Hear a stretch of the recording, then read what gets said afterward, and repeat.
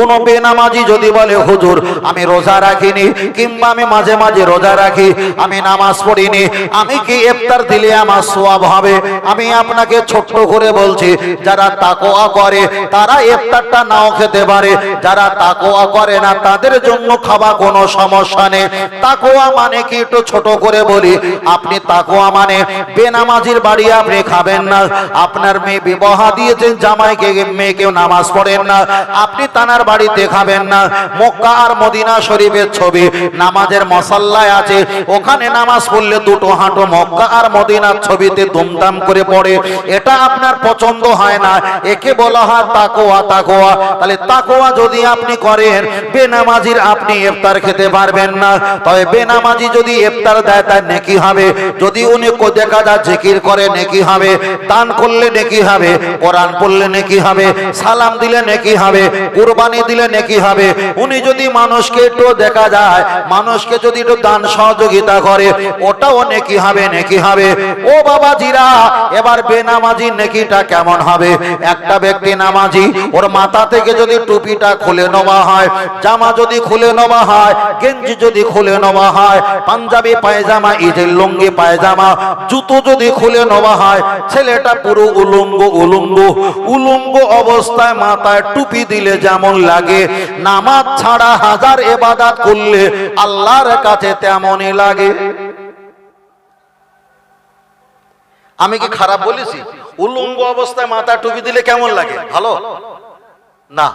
ঠিক ফরজ নামাজ ছেড়ে দিয়ে আল্লাহর হাজার ইবাদত করলে আল্লাহর কাছে তেমন গ্রহণযোগ্য হয়।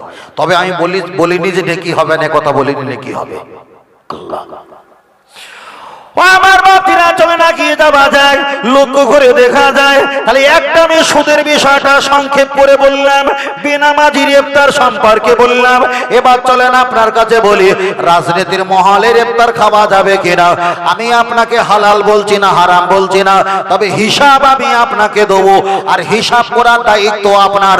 যদি বলেন হুজুর আমি তো হিসাব করতে পারি না, হিসাব শিখিয়ে দেই, আমি একটাবার বলি আলহামদুলিল্লাহি রাব্বিল আলামিন, সমস্ত প্রশংসা কার? আপনি বলবেন আল্লাহর।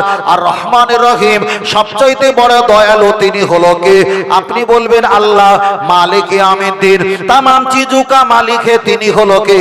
আপনি বলবেন আল্লাহ। আমি আয়াত পড়ছি আর আপনি যেমন মানে বলছেন আমি ঠিক এই রকম বলবো, আর হালাল না হারাম এবার আপনি জবাব দেবেন।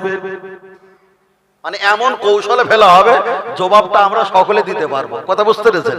যে দিতে পারবো না তা না। চলেন এখন হিসাব করে দেখা যাক, রাজনৈতিক মহলের ইফতার আসে। আপনি কি জানেন শরীয়তের মাসলাক হলো লাপাত্তা জিনিস খাওয়া চলবে না। লাপাত্তা কিসি मतलब है?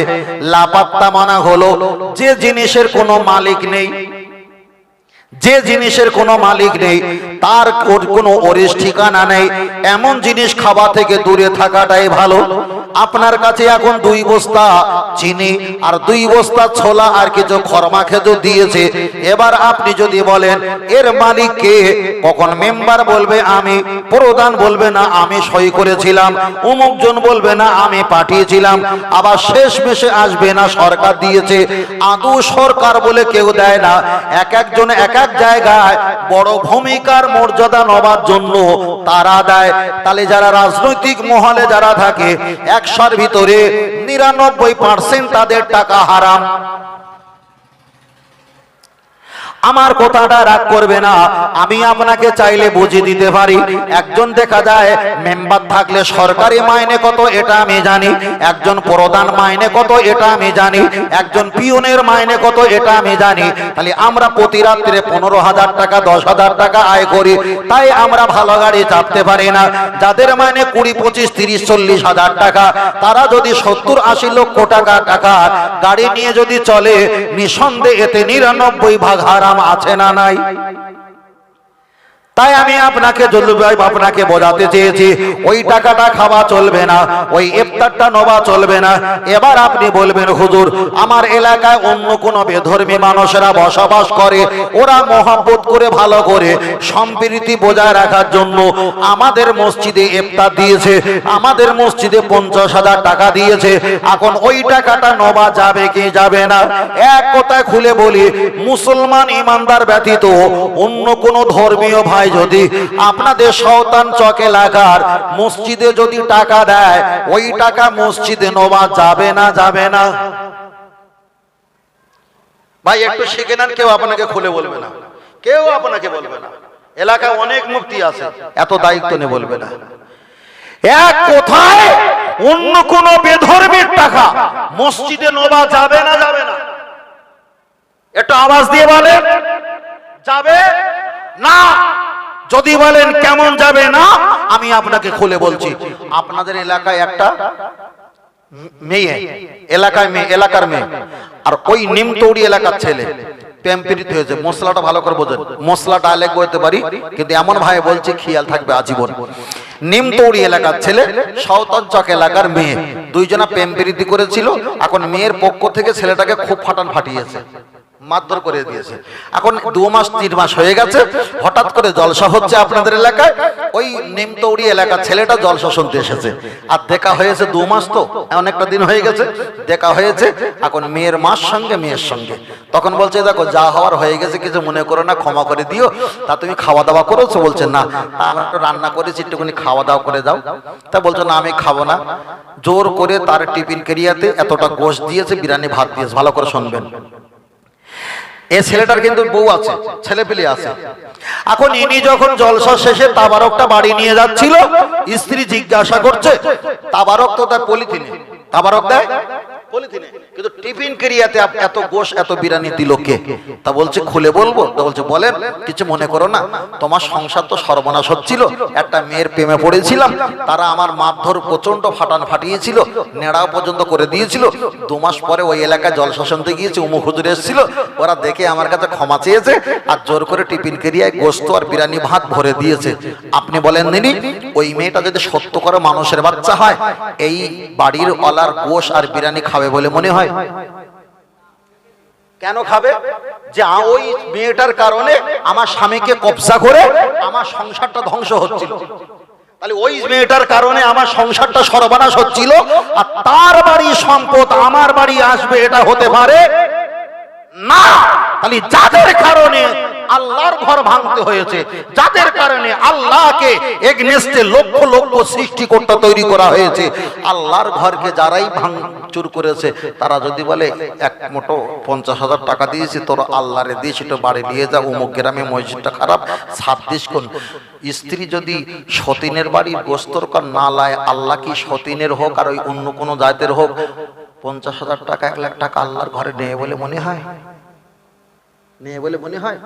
যে তুই তো আমার অমুক জায়গা সর্বনাশ করলি, আমার ঘর, কথা বোঝাতে পারিনি, আবার তুই আবার টাকা দিচ্ছিস আমার ঘরে, নেবে না। তাহলে এখানে সংক্ষেপ মশলা হলো, বেধর্মীদের টাকা মসজিদে নেওয়া যাবে না। একটু গল্প ছলে বদলাম, ডাইরেক্ট হলো নেওয়া যাবে না।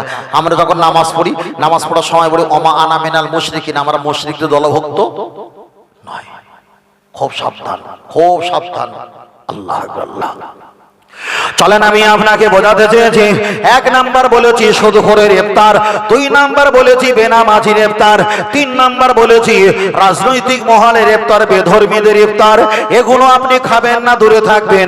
আপনি চাল চিবিয়ে খাবেন, শুধু পানি খাবেন, শুধু ইফতার খাবার জন্য খরবা কিংবা বাড়িতে আপনি সাদা ভাত ডাইরেক্ট খেয়ে নেবেন, তাহা বলে আপনি এটা খাওয়া থেকে দূরে থাকবেন।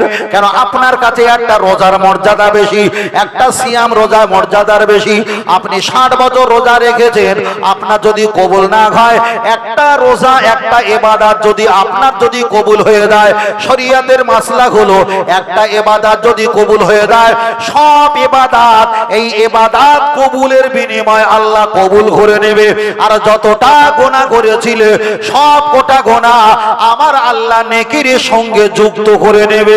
জোরে বলেন সুবহানাল্লাহ। ও আমার বাপজিরা, চলেন এগিয়ে যাওয়া যায়। লক্ষ্য করে দেখা যায় এবার চলেন আমি তারাবির কথা বলবো। সবে তো চলে এসেছি রমজান মাসে ইফতার। আর একটা বার আমি আপনার কাছে ছোট করে বলি, আমরা ইফতার করি আলহামদুলিল্লাহ ভালো। প্রথমে যখন আপনি ইফতার করবেন, প্রথমে একটু মিষ্টি খাবেন। যদি আমাদের খাজুর কপালে না জোটে, একটু মিষ্টি ফল দেখে কিংবা মিষ্টি ফল দেখে কিংবা মিষ্টি পানি প্রথমে একটু আপনি খাওয়া শুরু করবেন। আল্লাহ রসুল প্রথমে খরমা দিয়ে ইফতার শুরু করতেন, এটা হলো সুন্নাহ। আমাদের পক্ষে যদি খরমা কপালে না আসে, এতগুলো ফলের ভিতরে খাদ্যের ভিতরে কোনটা মিষ্টি আছে ওটাই আপনি আগে ব্যবহার করবেন। চলেন আপনার কাছে আর একটা বার আগিয়ে যায়। আল্লাহ নবী এক সময় রমজান মাসে রোজা রেখেছেন, আল্লাহ নবীকে ইফতার দিয়েছেন। দয়ার নবী ইফতার খেলেন না, ইফতারটা সরিয়ে দিয়েছেন। সাহাবাদের মনটা খারাপ। আবার পরের দিন নবী যখন ইফতার খেতে বসেছেন, আল্লাহ নবী সাহাবারা ইফতার যা দিয়েছিল তার তুলনায় অনেকটা বেশি দিয়েছে। কেন? নবী 2 দিন একটানা রোজা রেখেছেন। আল্লাহ নবী আয় দিয়ে হাত দিয়ে ইফতারটা আবার সরিয়ে দিয়েছে। তাই আর নবী 3 দিন 4 দিন 5 দিন পর্যন্ত খেলেন না। হাদিস বিবরণ দিয়েছে আইয়ামু খামসা, আল্লাহ নবী 5টা দিন পর্যন্ত কিছু খেলেন না। একটা সাহাবা দাঁড়িয়ে উঠে বললেন, ইয়া রাসূলুল্লাহ, কোরআন নাজিল হয়েছে কার প্রতি? নবী বললেন, আমার প্রতি।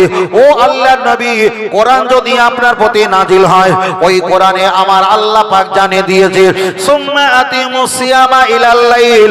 ও আল্লাহর নবী, ও আল্লাহর নবী, আপনি জেনে রেখে দাও, আমার আল্লাহ বললেন সুম্মা আতিমুস সিয়ামা ইলাল লাইল। আল্লাহ তো জানিয়ে দিয়েছে তোমরা যখন সন্ধ্যা চলে আসবে, সন্ধ্যা চলে আসলে তোমরা ইফতারটা খাওয়া শুরু করে দাও।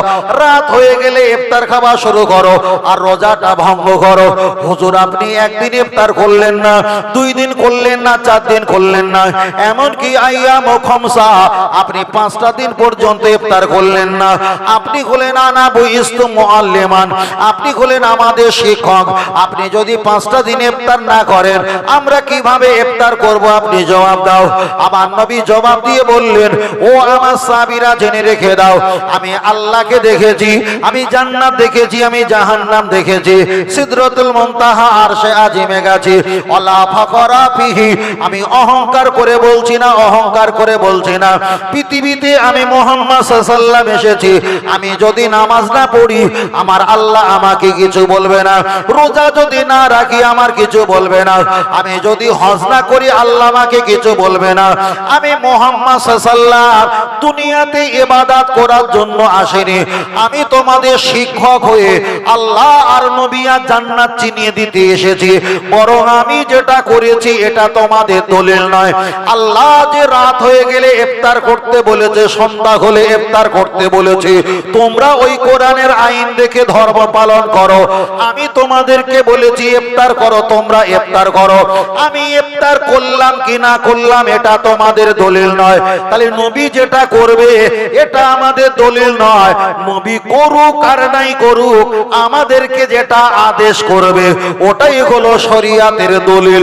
জোরে বলেন সুবহানাল্লাহ। অনেকে আছে রাত হয়ে গেলে ইফতার করে, সন্ধ্যার সময় ইফতার করে না। আমি সে দলটার নাম বলছি না, তবে এতটুকু বলছি, কেউ তখনকার সময় ঘড়ি ছিল না, পশমগুলো চেক করতো। ওমর ফারুক রাদিয়াল্লাহু তাআলা আন একটু ফাঁকা জায়গায় গিয়ে পশমগুলো চেক করতেন। এক কথায় তখন ছিল ওই অন্ধকার, ঘড়ি মাপার, টাইম মাপার জন্য পাকাটির ব্যবধান করা হতো, কাঁটি পুঁতে দেওয়া হতো। হাদিসটা বুখারীতে এসেছে। তবে এতটুকু খেয়াল রাখবেন, সন্ধ্যা যখন হয়ে যাবে তখন হলো দিন শেষ, রাত শুরু। বাংলা মাসে রাত 12টা হলে দিন, 12টা হলে রাত দিন পরিবর্তন। আর আরবি মাসে সন্ধ্যা হলে দিন রাত পরিবর্তন, সকাল হলে দিন রাত পরিবর্তন, যাকে বলা হয় হিয়া হাত্তা মাতলাইল ফজর, মানে ফজর হয়ে গেলে তখন একরকম দিন রাত আর একরকম রাত দিন, এটাই পরিষ্কার বোঝা যায়। আরবি মাস যখন আমরা ইবাদত করি 14 তারিখ দিবাগত রাত, আমরা প্রথমে রাতকে ধরা হয়, ঠিক না বে ঠিক? তাই আল্লাহ পাক প্রথমে রাতকে সৃষ্টি করেছিলেন।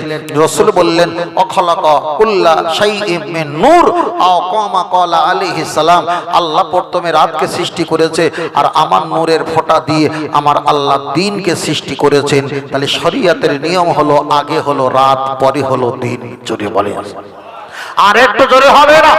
এটা তাকবীর দেন না, আরে তাকবীর। আর একটু জোরে বলেন নারে তাকবীর।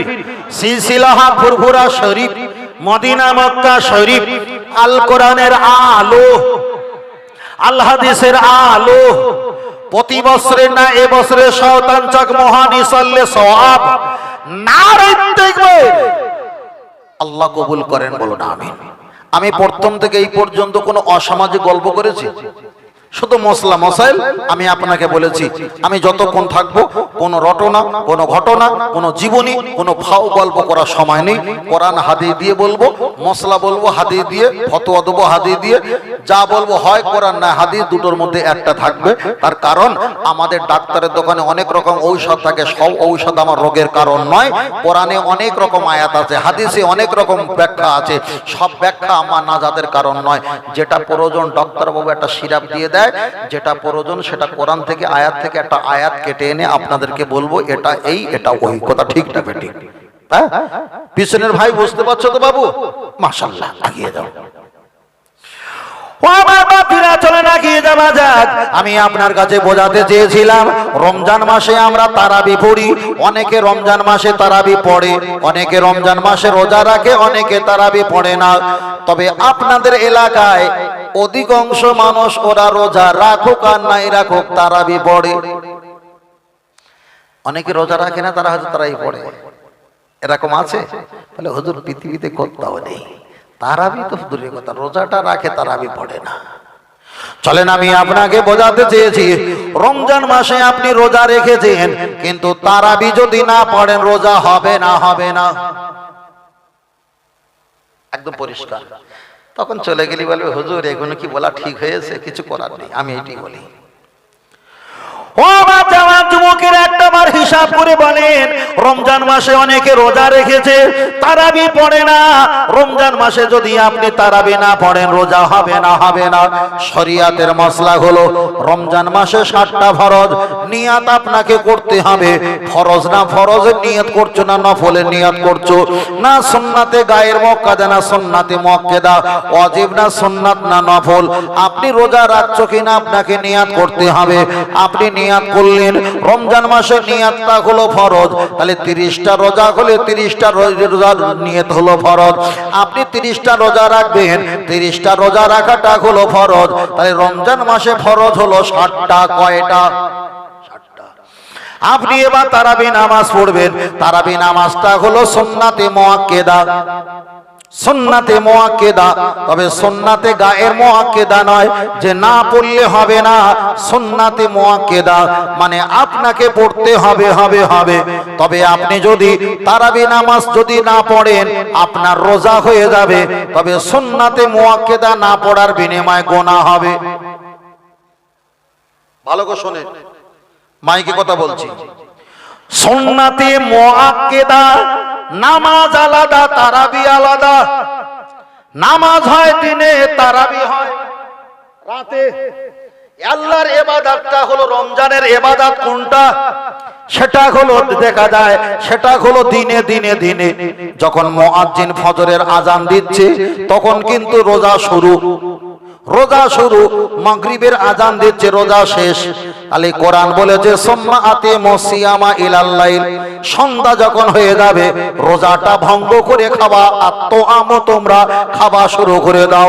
তাহলে রমজান মাসে 7টা ফরজ, রমজান মাসে রোজা রাখাটা ফরজ, সেটা 28টা হলে 28টা ফরজ, 27টা হলে 27টা ফরজ, 32টা রোজা হলে 32টা ফরজ। যে কোটা রোজা হবে সেই কোটা রোজার নিয়ত করাটাই ফরজ। তাহলে 7টা হোক আর 32টা হোক ওটা রোজা রাখা ফরজ। এবার হলো রাতে নামাজ, এশার নামাজ পড়লে কিংবা আপনি বেতের নামাজ বাকি রাখলে আপনি বললেন সুন্নাতে মুআক্কাদা তারাবি নামাজ। তারাবি নামাজ আমার নবী জীবনে কেউ বলেছে 3 বার আর কেউ বলেছেন 4 বার। আমার নবী জীবনে 3 থেকে 4 বার তারাবি পড়েছে, আর জীবনে নবী তারাবি পড়ে নাই। তার কারণ হলো নবীকে জিজ্ঞাসা করছেন, ইয়া রাসূলুল্লাহ আপনি কেন তারাবি বললেন না? আল্লাহ নবী বললেন, আমি যদি প্রতিদিন তারাবি পড়তে যাই, আল্লাহ যদি ওই নামাজটা আমার উম্মতের জন্য ফরজ করে দেয়, এই ভয়তে আমি প্রতিদিন তারাবি পড়তে যাই না। আল্লাহ নবী দুনিয়া থেকে বিদায় নিয়ে যখন চলে গেছেন, হযরত ওমর ফারুক রাদিয়াল্লাহু তাআলা আন উনি বললেন, এবার তারাবি আমরা 20 রাকাত নামাজ পড়বো, আর তো ওহী আসবে না, আমার আল্লাহ নবী তো আর দুনিয়াতে আসবে না, আল্লাহ জিবরাইল তো আর ওহী নিয়ে আসবে না, এবার আর ফরজ হবার কোনো ভয় নেই। এবার আমরা জামাতের সঙ্গে 20 রাকাত তারাবি নামাজ আদায় করব। অনেকে 8 রাকাত তারাবি বলে, আমরা বলে 20 রাকাত, ওরা বলে 8 রাকাত। তবে রমজানের আগে, রমজানের পরে কিংবা রমজান মাসে আমাদের জন্য নামাজ হলো খমসা 5 ওয়াক্ত, নবীর জন্য নামাজের ওয়াক্ত হলো 6 ওয়াক্ত।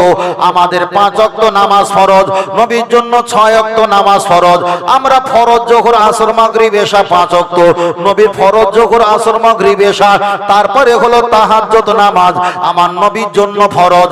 আল্লাহ নবী রমজানের আগে কিংবা পরে কিংবা রমজানে সারা বছর প্রতি রাত্রে 8 রাকাত করে তারাবি নামাজ পড়তেন। তাই অন্য দলের মানুষেরা তারা বলেছে 8 রাকাত তারাবি পড়তে হয়, ওটা 8 রাকাত তারাবি না রে মূর্খ, ওটা হলো তাহাজ্জুদ নামাজ, নবীর জন্য ফরজ, নবীর জন্য ফরজ। তাই তাহাজ্জুদের নামাজ আপনি 4 রাকাত পড়তে পারেন কন্টিনিউ, 4 রাকাতের জায়গা 8 রাকাত পড়তে আর একটু ভালো।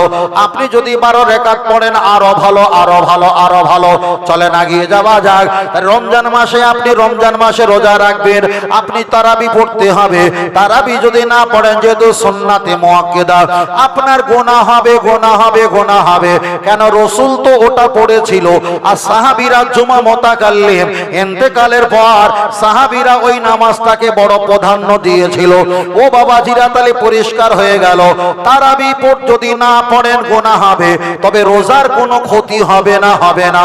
চলেন আপনার কাছে আমি আর একটা কথা বলি। আপনারা এখান থেকে কলকাতায় চলে যাবে, ধরে নিলাম 100 কিলোমিটার রাস্তা, 60 কিলোমিটার রাস্তা, কিংবা দেখা যায় 90 কিলোমিটার রাস্তা। শরীয়তের মসলা হলো, মুসাফির যদি একটা বার হয়ে যাও, 60, 68, 64 কিলোমিটার ঊর্ধ্বে যদি আপনি চলে যাও, আপনি হয়ে যাবেন মুসাফির। রমজান মাসে আপনি চলে গেছেন, জোহরের নামাজ পড়বেন, জোহরের নামাজ আপনি 4 রাকাতের জায়গায় 2 রাকাত আপনাকে কসর পড়তে হবে। কলকাতা টিভি সুলতান মসজিদ আছে, মসজিদের ওখানে অনেক টুপিওয়ালা, দাড়িওয়ালা, পাগড়িওয়ালা পর্দা টেনে দিয়ে গপ গপ করে খাওয়া শুরু করে দিয়েছে।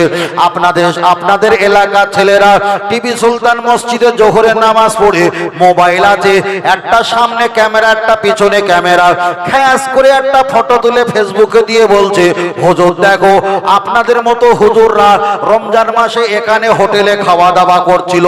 বাবা তুমি ভুল বুঝেছো, যারাই ওখানে খাওয়া দাওয়া করছে কারোর বাড়ি হলো হয়তো দেখা যায় উত্তর দিনাজপুর, দক্ষিণ দিনাজপুর, মালদা, পুরুলিয়া, বাঁকুড়া, আহমেদাবাদ, নাগপুর, কানপুর, শিলচর, গুয়াহাটি, আসাম, বিভিন্ন রাজ্যে বিভিন্ন জেলায় বাড়ি। ওরা কলকাতা এসেছে ব্যবসার জন্য, না হলে কিছু কেনাকাটার জন্য। এখন ওরা তো হয়ে গেছে মুসাফির, ওরা 4 রাকাতে জায়গা কসর নামাজ পড়েছে 2 রাকাত। আল্লাহ নবী বলেছে, ইনশিতা ফাসুম, রমজান মাসে সফর হালাতে তোমার যদি কষ্ট না হয় তুমি রোজাটা পালন করো। ইনশিতা ফাকতুর, তোমার যদি কষ্ট বেশি হয় মুসাফির হালাতে, রোজাটা তুমি ডিলিট করে দাও। তাহলে যে সব মানুষেরা ব্যবসা বাণিজ্য করতে গিয়ে পর্দা টেনে দিয়ে একটু খাওয়া শুরু করেছে, আর আপনি মনে করছেন হুজুররা লুকিয়ে লুকিয়ে খাচ্ছে, না না, ওরা হলো মুসাফির। মুসাফির হালাতে কষ্ট হলে রোজা তো ভেঙে দেওয়া জায়েজ। এবার বলে, হুজুর আমরা তো সব শোনেননি, আমি তো বলিনি। হয়তো শোনেননি, বলেননি, এই কারণে হয়তো ঘটনা জীবনী বলে সেগুলো বলিনি। ঘটনা জীবনী বললে এগুলো আসবে বাবু, এগুলো আসবে? কখনো আসবে না। চলে যাওয়া যায়, লক্ষ্য করে দেখা যায়। তাহলে মুসাফির সম্পর্কে আমি আপনাকে বললাম, এশার নামাজ 4 রাকাতে জায়গায় 2 রাকাত পড়তে হবে আপনাকে। জোহরের 4 রাকাতে জায়গায় 2 রাকাত পড়তে হবে। আসরের নামাজ 4 রাকাতে জায়গায় আপনাকে 2 রাকাত পড়তে হবে।